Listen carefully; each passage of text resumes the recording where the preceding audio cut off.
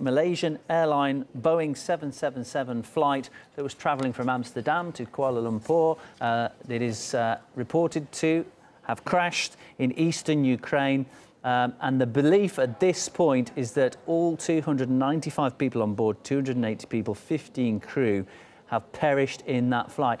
And these are the latest pictures that we have for you from the ground of the smoke coming from the site of the crash. We've had eyewitness reports of bodies on the ground. No reports as yet of any survivors. We've had aviation experts saying that this was indeed a reliable plane, the Boeing 777. It's unlikely to have suffered any mechanical failure given its successful track record. And that's leading everybody to speculate now about the possibility that this flight was indeed shot down because it was, of course, flying over the conflict zone in eastern Ukraine where you've got the Kiev authorities fighting against self-defense forces. But, of course, Union, both sides, as you would probably expect, are denying any involvement in this. Yeah, and we should also maybe point out as well that both the Kremlin and the White House have now confirmed that President Obama and President Putin have spoken on the phone both about this and about the violence in East Ukraine. They've called for an immediate ceasefire. That's also information that we are hearing. Russia's envoy to the UN, Vitaly Churkin, has said we didn't do it. That was in response to a question by a reporter at UN headquarters in New York. So, yeah, Neil, we're getting information left, right and centre here coming in. The Malaysian Airlines press themselves have said that we lost contact of the plane.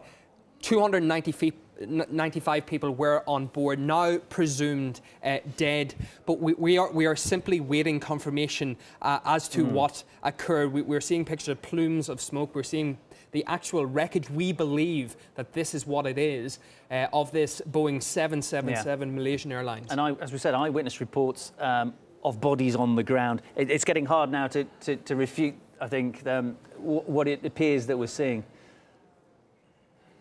And let's just take one more listen to these eyewitnesses, because, I mean, these are the most credible sources of information we're getting at this point from people on the ground. It's certainly the closest anybody's been to this incident. Let's take a listen.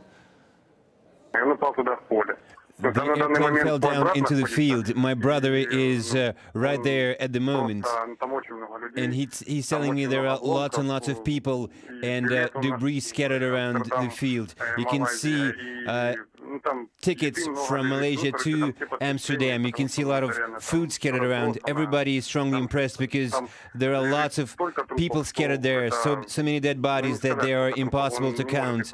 My brother says that there are lots of people there.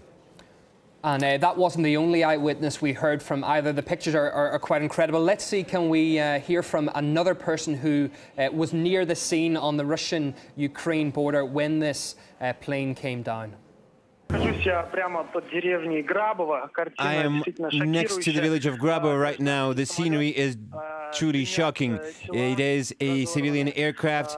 You can see dead bodies lying around, mutilated and still smoking. It is easy to tell this was a civilian aircraft. You can see lots of passports belonging to nationals of Malaysia and the Netherlands. The aircraft broke up into lots of pieces which fell down within a perimeter of some 500 meters to a kilometer.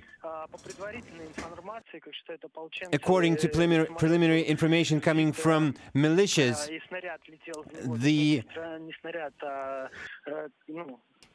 the aircraft was brought down by a missile, presumably coming from the positions of the Ukrainian military. This information will be verified. It could be that the aircraft was shot down by Ukrainian air defenses. I saw Malaysian passports myself just now. I am at the scene of the crash right now. It hasn't been sealed off right now. The firemen have just arrived. The debris is still smoking, and you can see it all with your own eyes. According to preliminary information, this could be Ukrainian air defenses, because the armaments that the militias possess are not enough to shoot down an airplane from the height of 10,000 meters above ground.